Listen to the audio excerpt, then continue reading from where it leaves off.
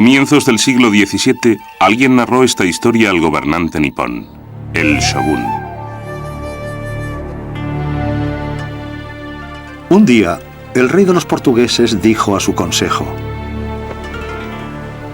en Extremo Oriente hay un país llamado Japón, donde abundan el oro y la plata. ¿Por qué no añadir esa nación a mis dominios? La mejor vía para adueñarnos de esas tierras es servirnos de nuestra religión. Y a continuación, enviar el ejército. Ni el shogun Tokugawa Ieyasu, ni sus legiones de guerreros samuráis se arredraban ante tales historias de invasores bárbaros.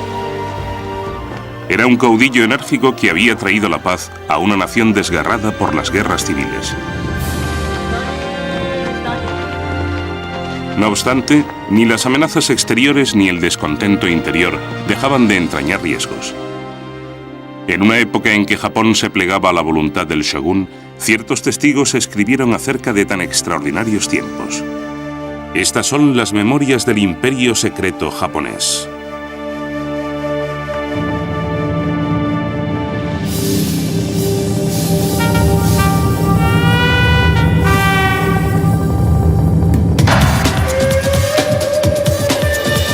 Japón.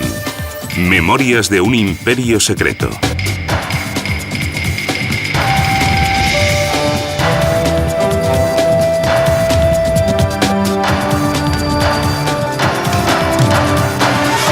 La voluntad del shogun.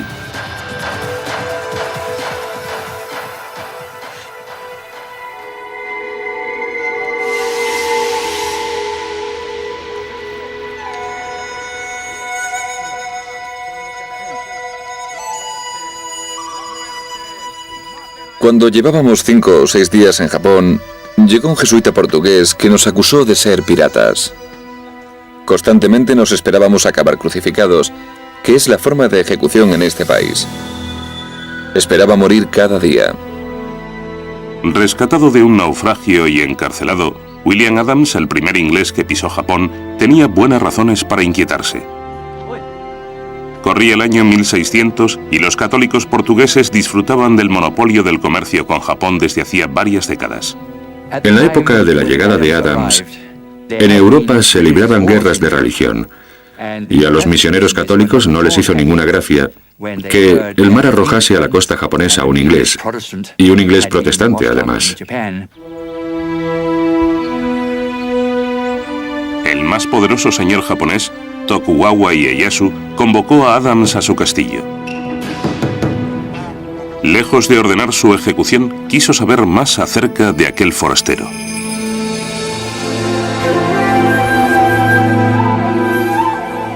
Tal citación era sumamente desusada, ya que solo los oficiales y los funcionarios de alto rango eran recibidos por el mismísimo mandatario.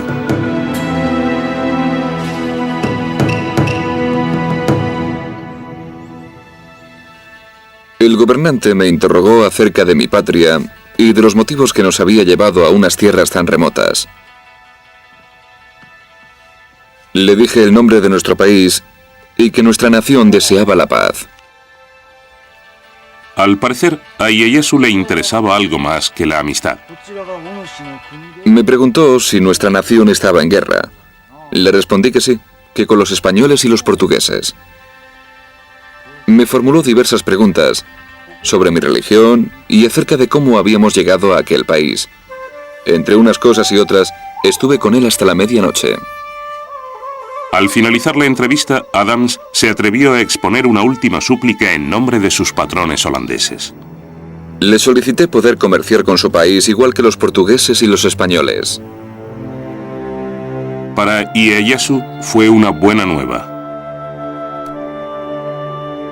Ieyasu valoraba las relaciones comerciales con los mercaderes portugueses y españoles. Sin embargo, recelaba de sus misioneros católicos que predicaban la sumisión a un Dios más poderoso que él. A fin de zafarse de aquellos a los que tenía por una amenaza, Ieyasu ambicionaba poseer una flota mercante propia. Adams poseía la preparación que necesitaba.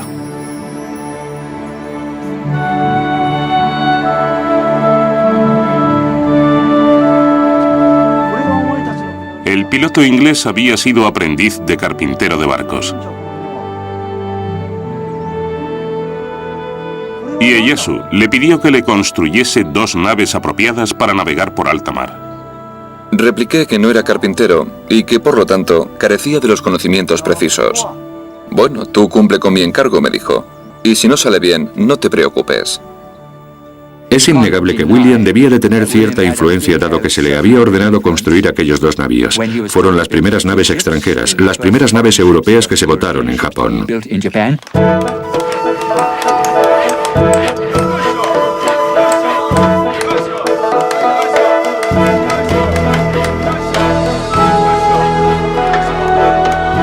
Las fabricaron, claro está, trabajadores japoneses bajo su supervisión.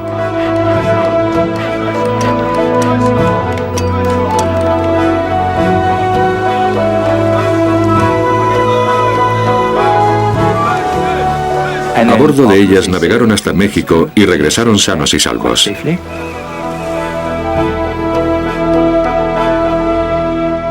Ieyasu ya tenía el trampolín que deseaba. Puesto que los misioneros católicos continuaron cosechando conversiones y creando problemas, los expulsó. La vida ya era bastante complicada como para soportar las interferencias de aquellos molestos extranjeros. Así que probablemente esa era la razón por la que no quería cristianos en Japón.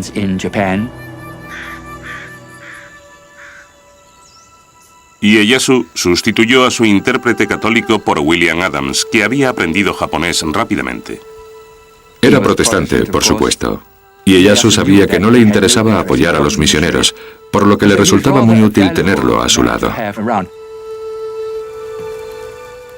Ieyasu deseaba continuar comerciando con Occidente, si bien imponiendo sus condiciones.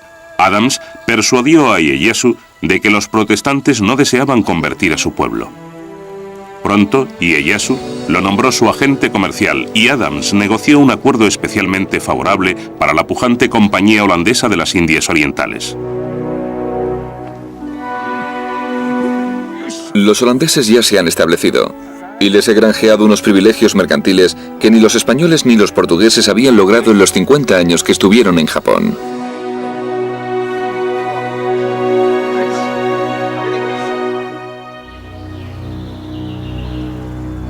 Adams se casó y se habituó a la vida japonesa. Adoptó el atuendo nipón y fue recompensado con el derecho a ceñir las 2 espadas del samurái. Y se le concedió una hacienda con 70 u 80 sirvientes, lo cual está muy bien, mucho mejor que el nivel de vida que habría tenido en Inglaterra. Eso desde luego. Y creo que hacia el final se le quitaron las ganas de volver a Inglaterra, ya que sabía que allí no pasaría de ser un obrero, mientras que en Japón disponía de 80 criados para atenderlo en todas sus necesidades.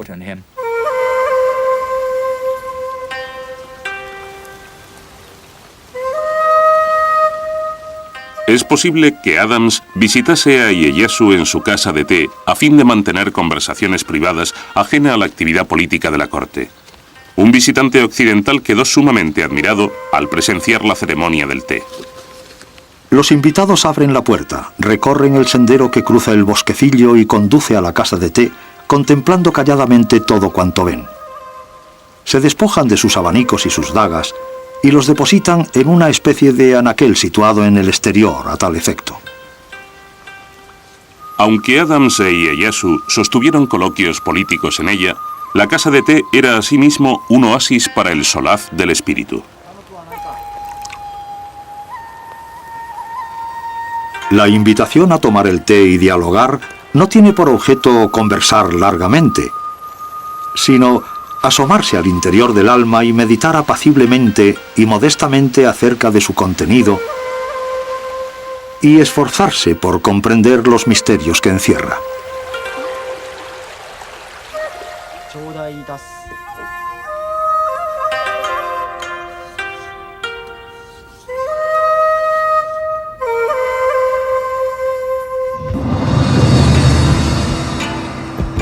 Ieyasu pensaba que aquellas perturbadoras influencias foráneas podían desestabilizar la paz que con tantos esfuerzos había forjado.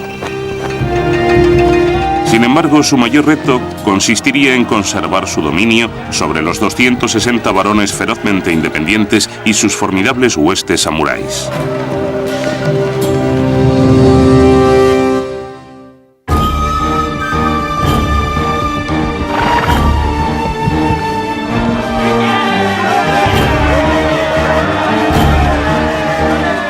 Tokugawa Ieyasu fue nombrado shogun en 1603 y unificó Japón después de varias generaciones de guerra civil. Los grandes señores llevaban un siglo guerreando. Ya estaban hartos de combatir.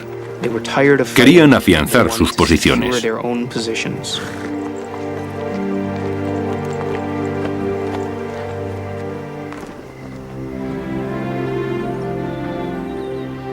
Pero como nos informa un cronista de la corte, la tarea que afrontaba no sería fácil.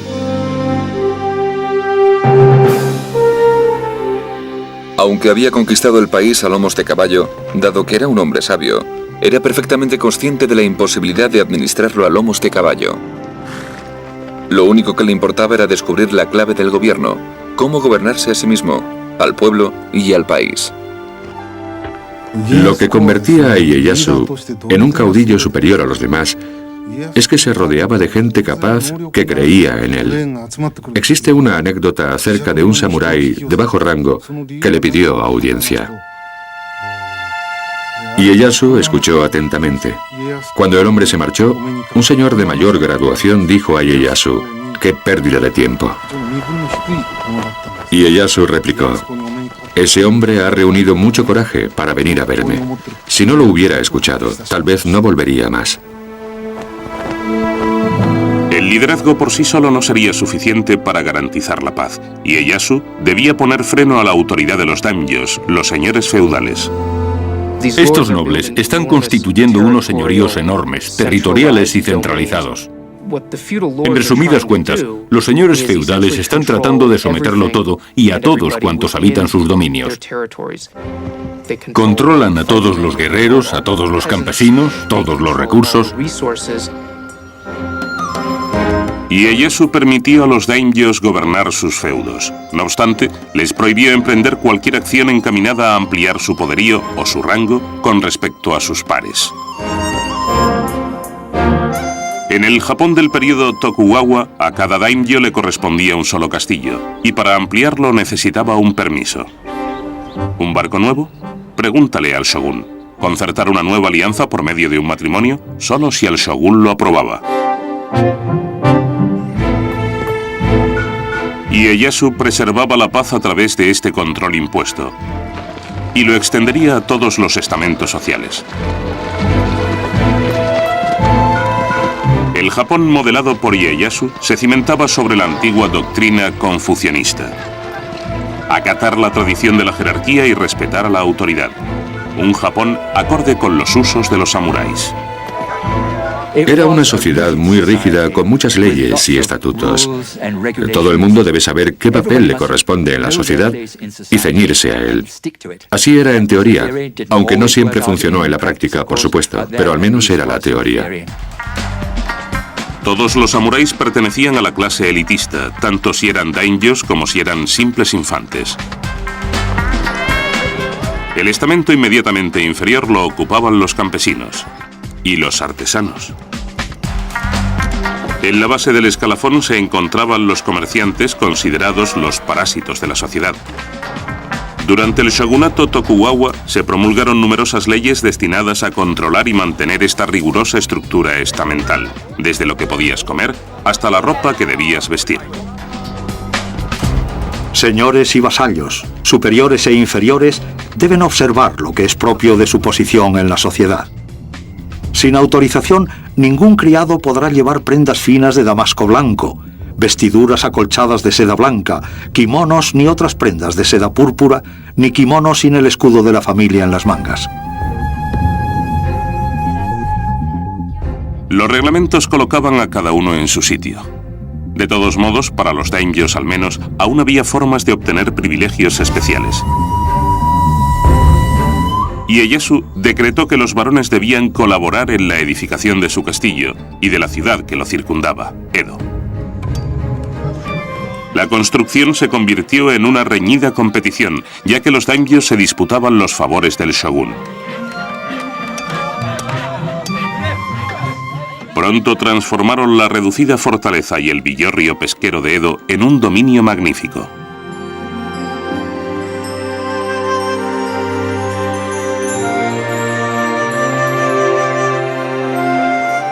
La ciudad más adelante conocida como Tokio. Las calles son mucho más anchas, largas y rectas que las de España. Y las tienen tan limpias que te da la impresión de que nadie camine jamás por ellas. Del incipiente esplendor de Edo nos dejó su testimonio Rodrigo de Vivero y Velasco, gobernador de las Filipinas, que naufragó frente a la costa nipona. Pasó varios meses en la capital como huésped del shogun. Lo interesante de este hombre es que redactó un informe acerca de Japón después de su partida. Y era un hombre de criterio. Fue testigo de diversos aspectos de la vida japonesa en los que otros no habían reparado. La gente vive en determinadas calles conforme a su oficio y posición. Una calle, por ejemplo, está reservada para los carpinteros. Y en otras calles habitan los zapateros remendones, los herreros, los sastres o los comerciantes. La nobleza y la gente de categoría reside en calles y barrios muy distintos a los del resto de la ciudad. Y ni los plebeyos ni las gentes de las clases más bajas se mezclan con ellos. Los daimyos que se habían ganado las mercedes del shogun vivían más cerca del castillo y se les concedían más audiencias con el mismísimo gran gobernador. Estando en el castillo, con motivo de una recepción de Ieyasu, de Vivero y Velasco, vio cómo un poderoso daimyo llegaba a palacio a rendir homenaje a Ieyasu.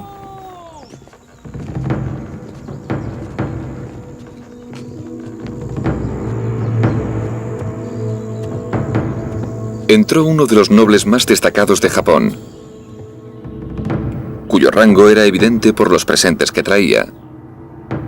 Lingotes de oro y plata, túnicas de seda. Todos ellos se dispusieron sobre unas mesas, pero no creo que el gobernador los mirase siquiera. A 100 pasos del trono, el daimyo se postró e inclinó tanto la cabeza que se diría que quería besar el suelo. Nadie le dijo una palabra ni él alzó la vista hacia el gobernador. Y finalmente alguien dio la recepción por concluida con una palmada. No se pronunció una sola palabra, fin de la audiencia, y se marcha de espaldas andando de rodillas. Rodrigo de Vivero y Velasco se quedó impresionadísimo por lo que había presenciado, ya que se dio cuenta del poder de Ieyasu. Allí estaba aquel importante daimyo con potestad sobre la vida y la muerte de los habitantes de su región, pero a la hora de rendir pleitesía al shogun, qué humildad la suya.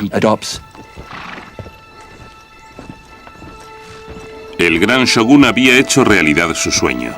Todo Japón se encontraba bajo su imperio. A los 72 años conservaba un notable vigor. Sin embargo, durante una de sus frecuentes expediciones de cetrería, cayó gravemente enfermo.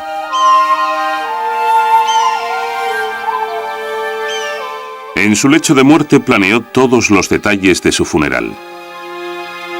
Sería una ceremonia sencilla. Sus cenizas se llevarían a la cima de una montaña que dominaba los parajes donde tantas veces había ido a cazar con sus halcones. Allí, pensó, su espíritu podría surcar los cielos de su amada tierra, manteniendo unificado el reino. Ieyasu había forjado escrupulosamente su ordenadísima sociedad. No permitiría que el futuro de Japón quedase en manos del azar. Llamó a sus familiares a su cabecera. Dijo a sus hijos y nietos que se habían congregado en torno a él. Puesto que sois mis descendientes, seréis shogunes. Siendo shogunes, es importante que gobernéis el país en beneficio del pueblo, o seréis castigados en el cielo. Siendo shogunes, debéis regir por el bien de la nación. Este mundo no pertenece a los Tokugawa y no puede ser administrado solo para satisfacer vuestros caprichos.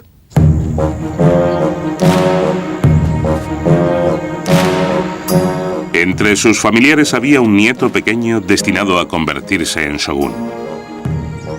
El niño, Iemitsu, creció decidido a seguir los pasos de su célebre abuelo.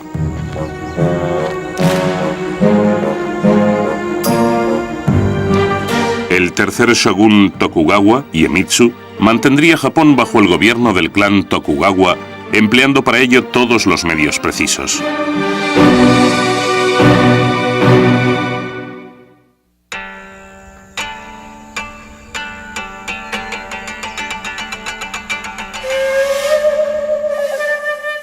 El tercer shogun Tokugawa, Iemitsu, veneraba a su difunto abuelo.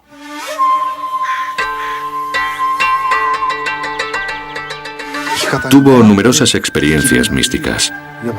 Cada vez que enfermaba, Ieyasu se le aparecía en sueños. Y a la mañana siguiente se levantaba más aliviado, de modo que su respeto por Ieyasu se transformó en adoración.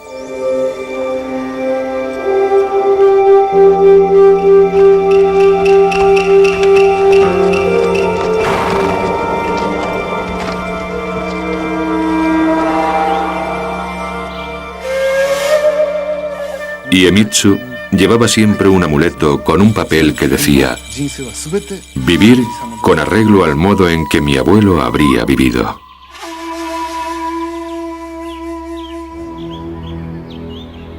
Pero aunque Iemitsu trató de emular a su abuelo, sus métodos eran mucho más inflexibles.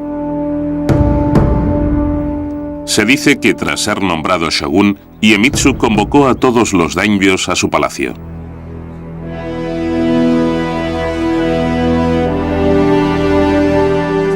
Los nobles aguardaron todo el día a merced del frío sin alimento ni resguardo. Comenzaron a temer por sus vidas.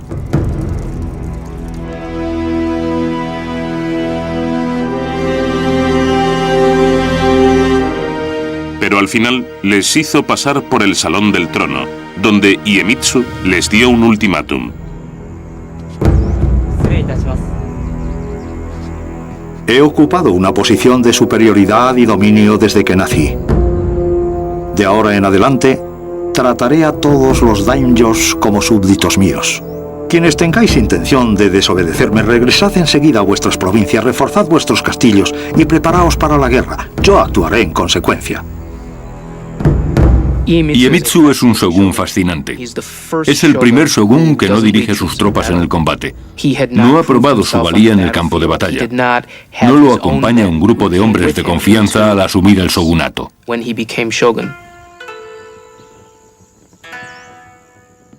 Iemitsu heredó una nación en paz.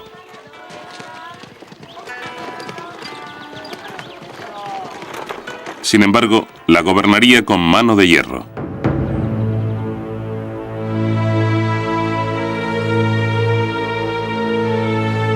Escuchaba a pocos y no eximía a nadie.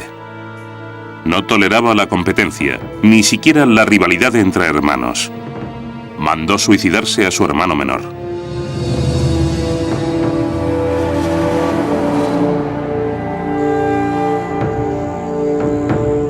Bajo su mandato, el shogunato Tokugawa actúa de un modo mucho más caprichoso en lo tocante a los varones que desobedecían sus órdenes o transgredían alguna de las normas que los constreñían.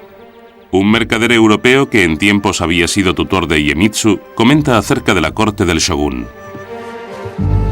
Nadie osa intentar oponerse a la voluntad del shogun. Por muchas injusticias que el shogun pueda cometer, por muchas extravagancias o excesos en los que pueda incurrir, todo lo alaban y lo aprueban. Pero fundamentar un gobierno exclusivamente en el terror también puede engendrar revueltas. Iemitsu debía procurarse la fidelidad de los daimyos, de los 260 que había. Puesto que eran tiempos de paz, no existía un enemigo común ni había botines con los que recompensar a los daimyos por su lealtad. Iemitsu debía encontrar otra forma de controlar a los nobles. Se les ordenó presentarse en la corte de Iemitsu en Edo.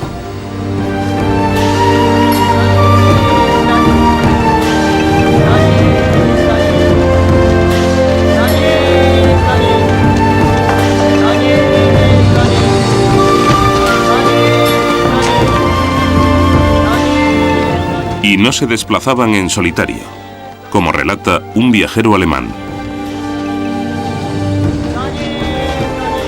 Los guardaespaldas y los porteadores adoptaban un modo de andar muy arrogante durante su marcha.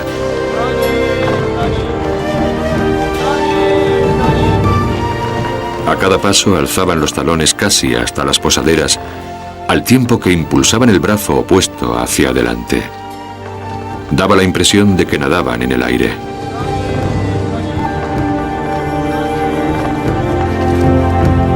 Los integrantes de aquellas complejas procesiones a menudo se contaban por millares. Eran un aspecto más de un sistema conocido como asistencia alterna. El sistema de asistencia alterna fue evolucionando a lo largo de varias décadas del periodo Tokugawa, y ante todo suponía que los grandes señores estaban obligados a pasar parte del año en Edo y el resto en sus heredades. Debían viajar entre sus tierras y la corte conforme a un programa muy estricto, mientras que sus esposas e hijos tenían que residir permanentemente en Edo. Era el mecanismo de control sobre los señores feudales más importante del shogunato Tokugawa.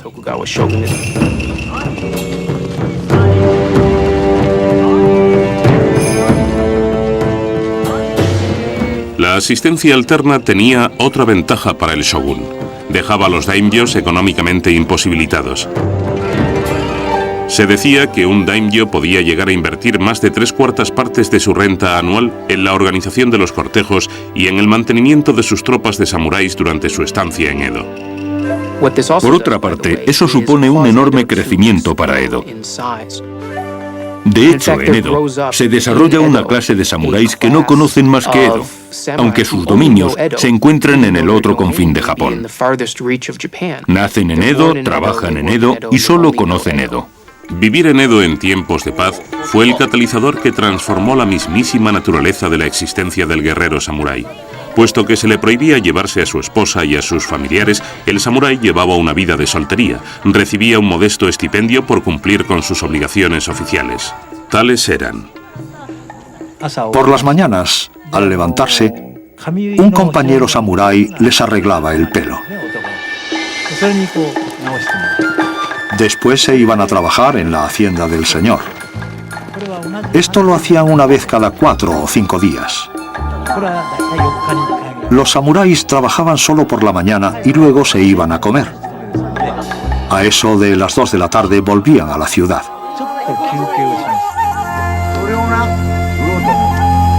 Era una vida que ninguno de aquellos en tiempos orgullosos guerreros habría imaginado jamás. Edo se estaba convirtiendo en una ciudad de samuráis cuya profesión estaba evolucionando rápidamente de la de soldado a la de burócrata. En la vida del samurái no se les permite trabajar y se les da dinero suficiente para vivir. Así que su ocupación principal es pasarse el día en casa de algún amigo bebiendo, charlando, estudiando, haciendo té, leyendo libros de antiguas historias bélicas y preguntándose qué tal habría sido vivir en el siglo XVI. En la vida del Japón del siglo XVII no tenían cabida los peligros de la guerra. Pero la paz conllevaba sus propios riesgos. La legislación era estricta y las penas podían ser muy severas para cualquiera que osase conculcarla.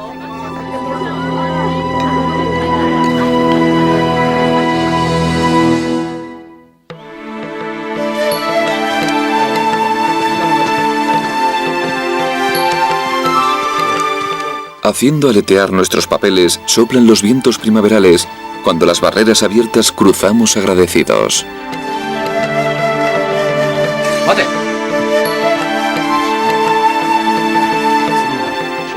Cinco carreteras estatales conducían a Edo, la capital del shogun. todas ellas con controles destinados a hacer cumplir las leyes de Iemitsu.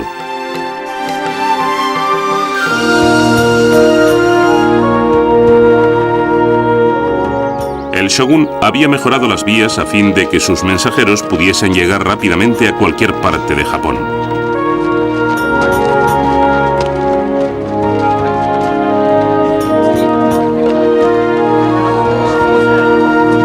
Estas calzadas también facilitaban a los daimyos y sus guerreros samuráis sus desplazamientos a Edo.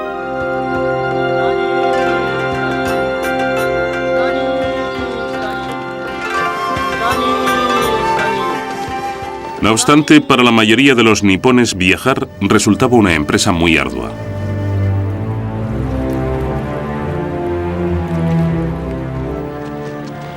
Un sinnúmero de normas controlaban quién entraba y salía de la ciudad de Edo.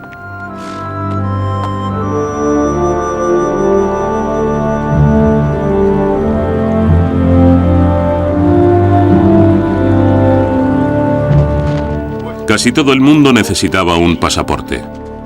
Entre las escasas excepciones se contaban los artistas itinerantes que demostraban su identidad haciendo gala de su talento. O los luchadores de sumo, cuyo perímetro abdominal era una prueba más que suficiente de su profesión. A los labriegos se les denegaba sistemáticamente el permiso para desplazarse entre aldeas. El gobierno prefería que se quedasen cultivando los campos. Quienes carecían de documentación en regla, a menudo trataban de soslayar los controles, desviándose por las vías secundarias. Si se los sorprendía, recibían un cruel escarmiento. La condena tradicional japonesa consistía en la crucifixión para los hombres y la reducción a la esclavitud o la servidumbre forzosa para las mujeres.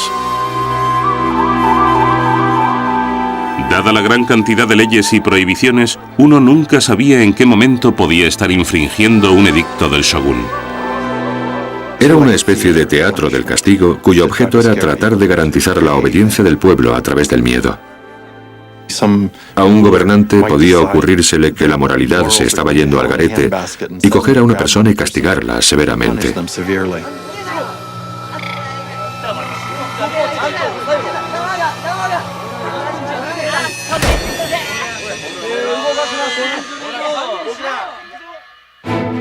Pese a tanta incertidumbre y contra todo pronóstico, los viajes cobraron auge. Ahora que los caminos eran más seguros, cada vez más japoneses se desplazaban entre las diversas poblaciones.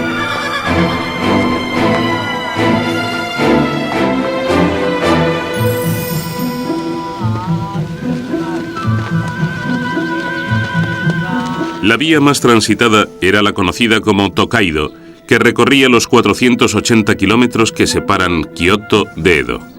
53 posadas jalonaban la calzada.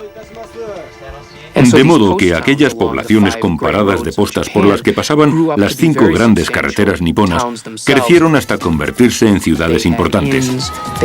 En ellas había ventas, burdeles, restaurantes, boticas. En suma, en ellas se desarrolló una cultura de la ciudad de paso. A la gente del periodo Tokugawa la impulsaba la curiosidad. Comenzaba a considerar a Japón una nación.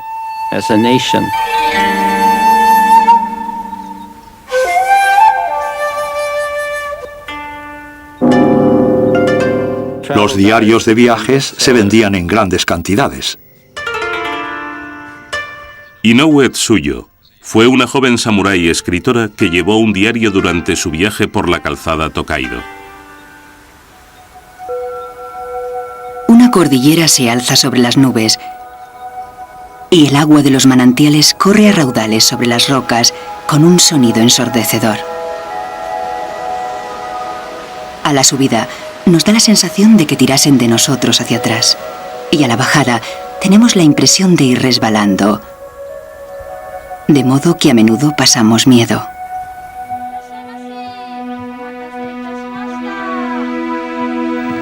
Las posadas del camino brindaban un bienvenido reposo a los viajeros como Suyo. se dirigía a Edo para servir en la morada de un samurái de alto rango. Aunque Tsuyo iba en viaje oficial acompañada por su hermano, no por ello dejó de toparse con incómodas dificultades. Todo viajero se enfrentaba a unas normas muy estrictas, si bien las mujeres lo pasaban especialmente mal. Las mujeres lo tenían muy difícil para viajar en el siglo XVII, en primer lugar porque debían contar con el permiso de su familia, que normalmente pensaba que más le valía quedarse limpiando y cocinando. Los permisos de viaje de las mujeres eran mucho más complicados. En muchos controles se denegaba el paso a las mujeres, ya que éstas debían someterse a un minucioso registro. Había que cachearlas, pero algunos controles carecían de agentes femeninos para llevar a cabo el cacheo.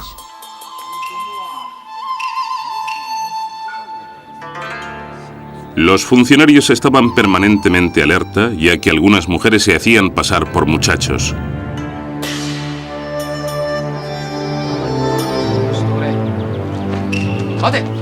Cuando Tsuyo llegó a una de las barreras, se le ordenó presentarse ante una guardiana.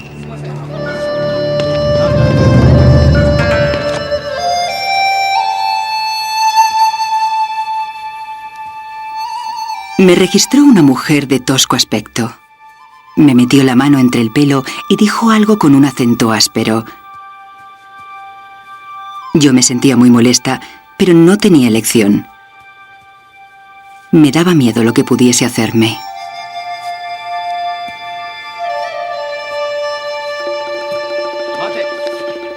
En otro puesto de control, tuvo dificultades por culpa de la redacción de su pasaporte. Cuando presenté mi documentación oficial en el control, me negaron el paso, ya que en mi permiso se me describía solamente como mujer, en lugar de como mujer joven con mangas largas y abiertas.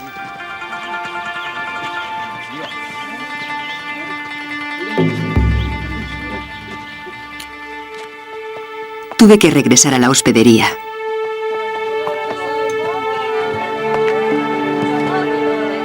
Me quedé deshecha.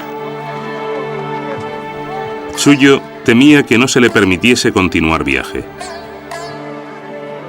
Pasó la noche en vela, como describe en su diario.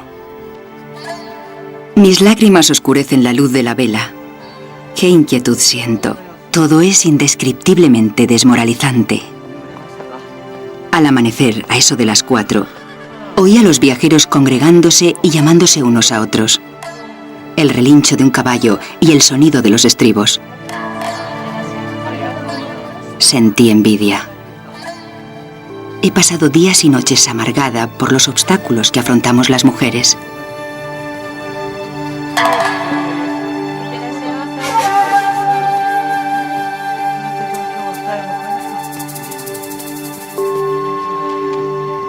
Los apuros de Tsuyo no eran infrecuentes. Bajo el gobierno de Iemitsu, quien quiera que no acatase sus normas podía ser sancionado. Pero había un grupo proscrito solamente por sus creencias, los cristianos.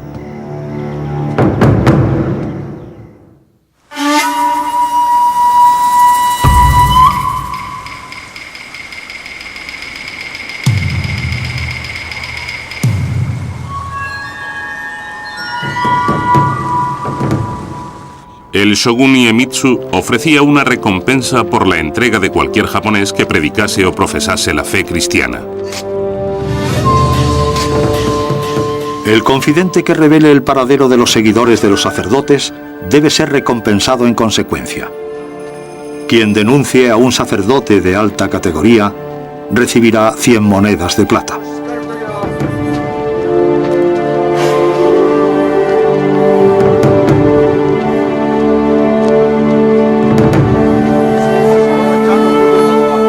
Debe tenerse en cuenta que en este periodo de la historia japonesa existe una represión y que la autoridad Tokugawa, el shogun, deseaba mantener la sociedad nipona tal y como estaba.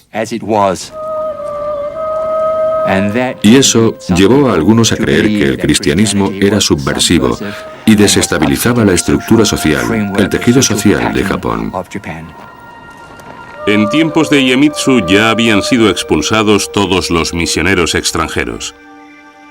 Pero los conversos que habían dejado a su paso los cristianos japoneses perseveraban en su devoción.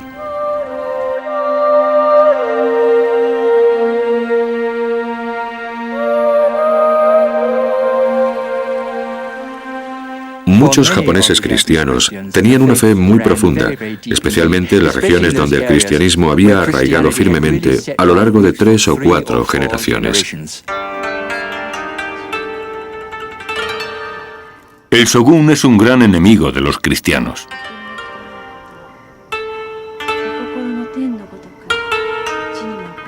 Un mercader europeo atestigua el recrudecimiento de las persecuciones.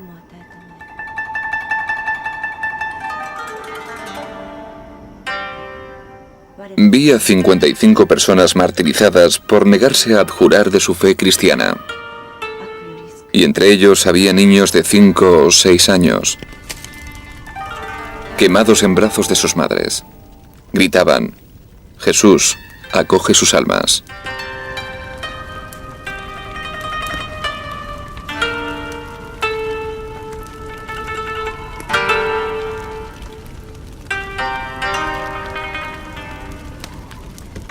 Yo diría que Iemitsu, el tercer shogun Tokugawa, desarrolló un temor mórbido, patológico, hacia el cristianismo. Lo consideraba una amenaza para su poder. Tomó todas las medidas precisas para erradicar el cristianismo. El cristianismo se consideraba una doctrina maléfica, aviesa, subversiva. Y por eso se tomaron medidas tan extremas para eliminar esta religión. A pesar de la represión, el cristianismo había calado hondo en muchos japoneses desafectos al régimen. Se tornaron desafiantes, incluso deseosos de convertirse en mártires por su fe. Soy japonés y hermano jesuita. No he cometido crimen alguno, sino que muero por el mero hecho de haber predicado la religión de nuestro Señor Jesucristo. Me llena de regocijo morir por esta causa. Para mí, es una gran bendición. Creedme. Os aseguro que no hay salvación fuera del cristianismo.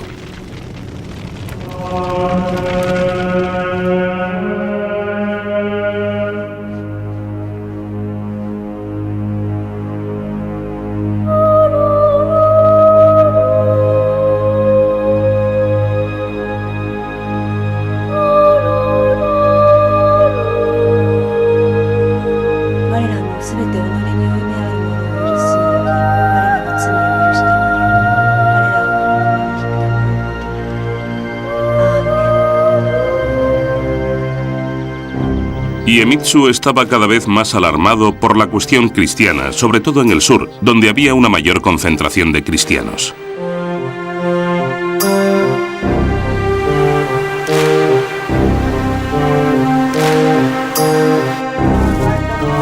Y lo que era más grave, muchos de ellos eran antiguos samuráis, ahora obligados a trabajar de obreros o labradores. Pero en su fuero interno continuaban siendo samuráis y sumamente versados en el uso de las armas. Para Iemitsu, aquello era inaceptable.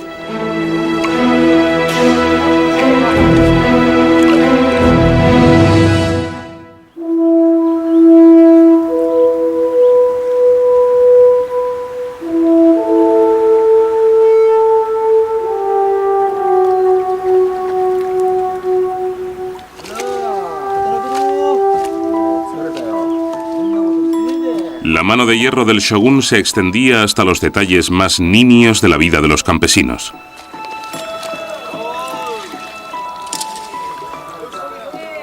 Los agricultores deben labrar la tierra desde que amanece hasta que anochece. Sus mujeres e hijas deben preparar 3 comidas diarias, ponerse una banda roja en la frente y llevar las viandas al campo. Cuando el hombre llegue a casa después del atardecer, sus cuñadas y primas deben colocar sus ajados pies en la tripa de su esposa y masajeárselos.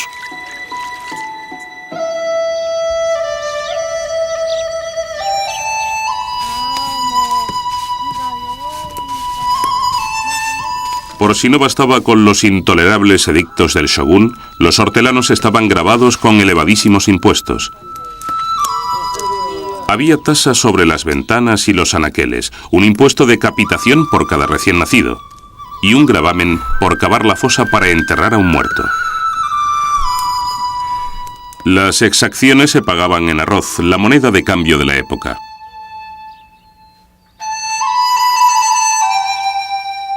Irónicamente, los labriegos no podían comerse el arroz que cultivaban.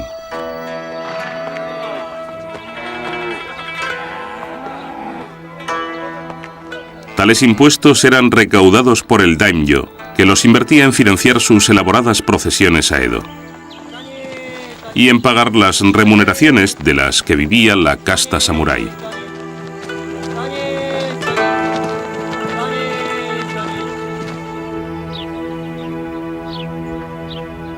Los campesinos estaban en la miseria, como lamentaba un escritor japonés.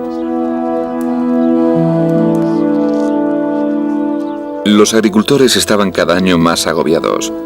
¿Cómo iban a subsistir en aquellas circunstancias?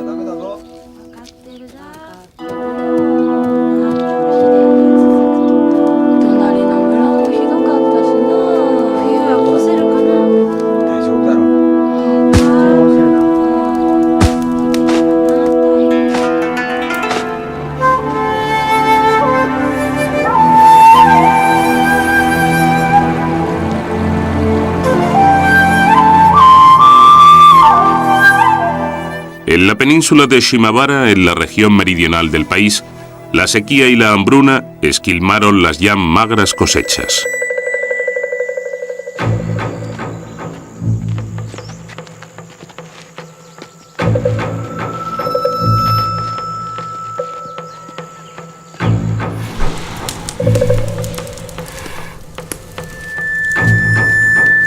Quienes eran incapaces de pagar los impuestos recibían severos castigos. Mediado diciembre de 1637, un acontecimiento en particular fue la gota que colmó el vaso.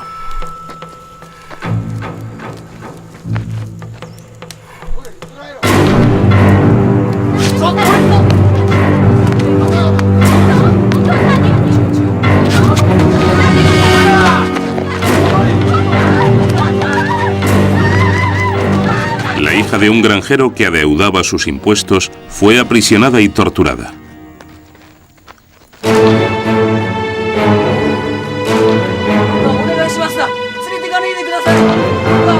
Ofuscados por el dolor, el padre y sus amigos mataron al gobernador local y toda la aldea, así samuráis como campesinos y cristianos, se levantaron.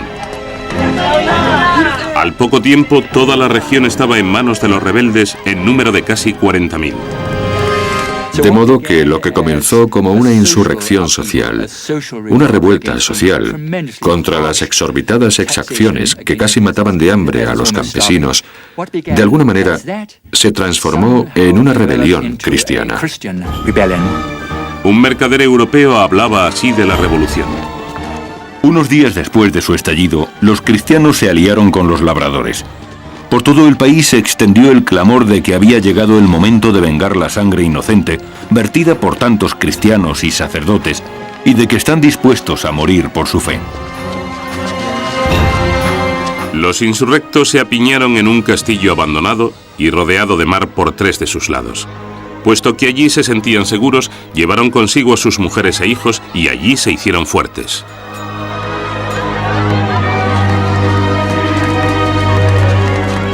Esto era muy inquietante. Los campesinos eran los parias de los parias, los pobres. No tenían derecho a rebelarse, pero lo habían hecho. Y no solo se habían sublevado, sino que además estaban llevando a cabo una campaña militar excelente. Por lo tanto, no es de extrañar que el shogun estuviese preocupado, ya que podían servir de ejemplo a otras regiones del país, donde los labradores estaban descontentos con los abrumadores impuestos que pagaban.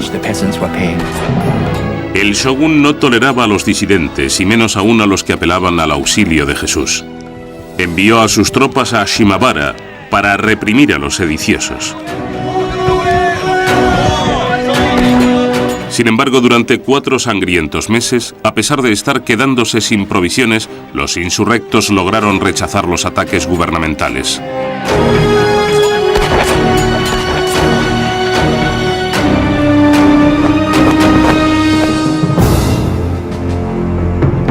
El shogun estaba tan indignado por el persistente alzamiento que instó a los holandeses a mandar un buque con cañones para atacar la sitiada fortaleza.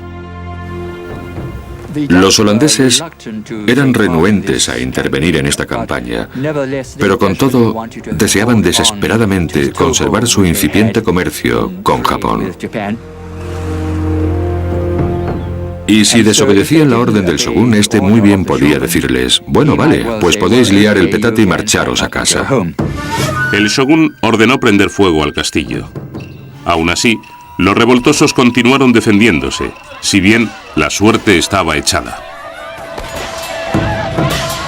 Al final, la plaza cayó por hambre, y a la rendición le siguió una matanza.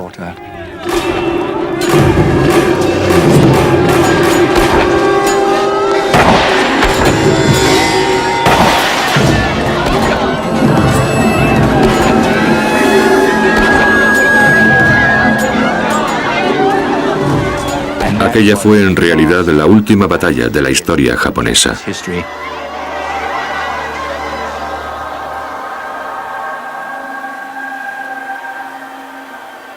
La rebelión de Shimabara fue la excusa que el shogun necesitaba para erradicar definitivamente el cristianismo de Japón.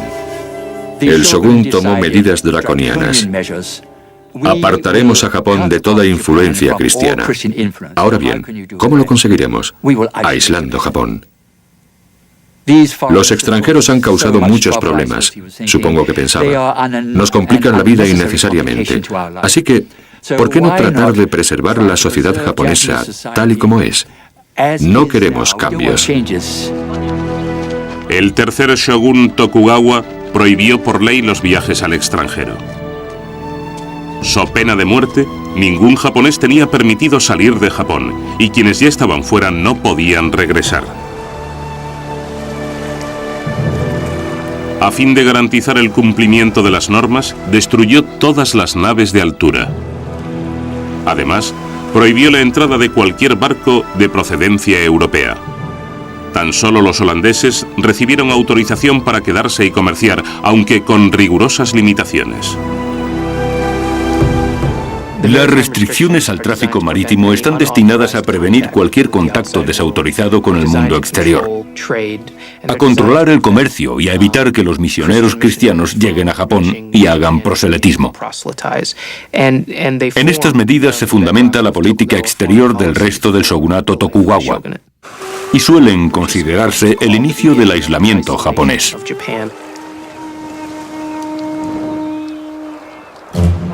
Dos años después, desafiando la proscripción del shogun, una delegación oficial de mercaderes portugueses desembarcó en Japón. El shogun no se mostró indulgente y ordenó la ejecución de 57 de los embajadores que viajaban a bordo y de la tripulación.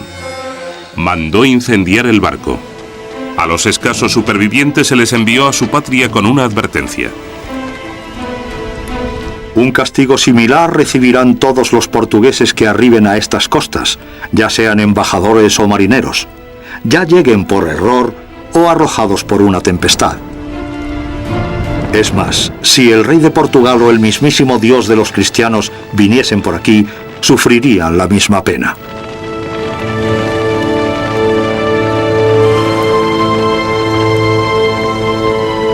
Las puertas de Japón se cerraron a cal y canto, y no volvieron a abrirse para Occidente más que al cabo de 200 años. La voluntad del shogun se había impuesto, pero muchos se preguntaban si aquel imperio lograría sobrevivir aislado en un mundo velozmente cambiante.